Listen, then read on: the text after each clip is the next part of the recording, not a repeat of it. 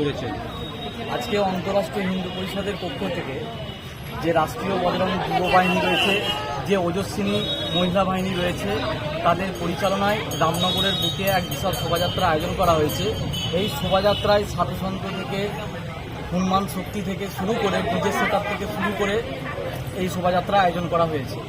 শোভাযাত্রা কোথা থেকে কোথায় পর্যন্ত যাবে? শোভাযাত্রা রামনগর মোড় থেকে শুরু করে হাসপাতাল হয়ে খানাকুল নগর পুরোটা পরিক্রম হয়ে আবার রামনগরে ফিরে আসবে। সকালে কী কী আচার আপনারা পালন করলেন?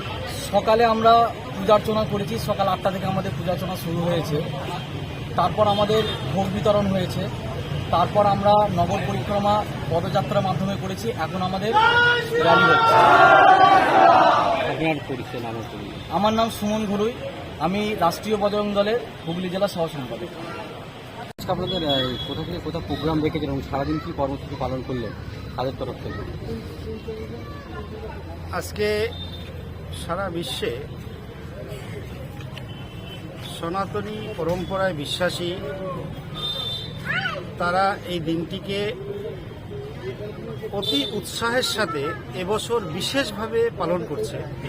কারণ এবছর আমরা ভগবান মর্যাদা পুরুষোত্তম শ্রী রামচন্দ্রের নিজস্ব বাসভবন অর্থাৎ মন্দিরে, ভব্য মন্দির, যেটা আমরা 500 বছর ধরে সংঘর্ষ করে যে মন্দির আমরা ফিরে পেয়েছি, সেই মন্দিরে ভগবান স্বয়ং বাস করছেন। এই জন্য এবছরটা আমাদের কাছে অতি উৎসাহের। সারা দেশের ন্যায় পশ্চিমবঙ্গেও সংগঠনের পক্ষ থেকে এবং অন্যান্যরাও বিশেষভাবে আজকের দিনটা পালন করছে।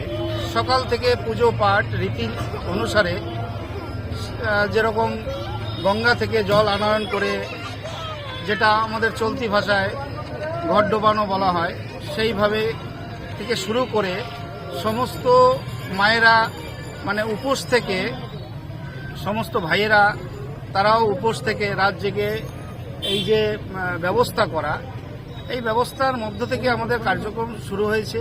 পুজো পাঠ সকাল থেকে চলছে। দুপুরে আমাদের যজ্ঞে আহুতি দিয়ে আমরা পুজোর অনুষ্ঠান শেষ করেছি। সারা পশ্চিমবঙ্গের বিভিন্ন জেলায় অনেক বড়ভাবে এই আজকের অনুষ্ঠানটা হচ্ছে। আজকে আমাদের খানাকুলে আমাদের রামনগর মোড়ে যে আপনারা যেটা দেখতে পাচ্ছেন, এটাও বিশেষ কার্যক্রম। আমরা আর কিছুক্ষণের মধ্যে আর শোভাযাত্রা নিয়ে আমরা পরিক্রমায় বেরোবো। তো এখানকার সম্পূর্ণ সহযোগিতা আমরা পেয়েছি। সমস্ত ব্যবসায়ী সমিতি থেকে শুরু করে প্রশাসনের সমস্ত স্তর এবং সুবুদ্ধি নাগরিক সম্পন্ন যারা আছেন সবাই আমাদেরকে আন্তরিকভাবে সহযোগিতা করেছেন, সর্বতোভাবে সহযোগিতা করেছেন। এটা আমাদের কাছে আজকে একটা বিশেষ পাওনা এবং এটা আগামী দিনেও আমাদের এই ধারা অব্যাহত থাকবে, আমরা এটা সকলের কাছে আশা করছি। শোভাযাত্রার মাধ্যমে এলাকাবাসীকে কি বার্তা দেবেন? শোভাযাত্রার মাধ্যমে বিশেষ করে হিন্দু জনগণ তারা অসংগঠিত ভেবেছে নিজেদেরকে। তারা ভাবে আমরা অসংগঠিত, আমাদের পাশে কেউ নেই। সংগঠন তাদের পাশে দাঁড়িয়ে সংগঠিত রূপ যে এই ভারত হিন্দুদেরই, এই ভারত হিন্দুদের আমি গর্বের সাথে বলতে পারি, কারণ এখানে সমস্ত মহামুনি ঋষিরা জন্মগ্রহণ করেছে, সেটা হিন্দুত্বের এবং সনাতনী পরম্পরার উপরে।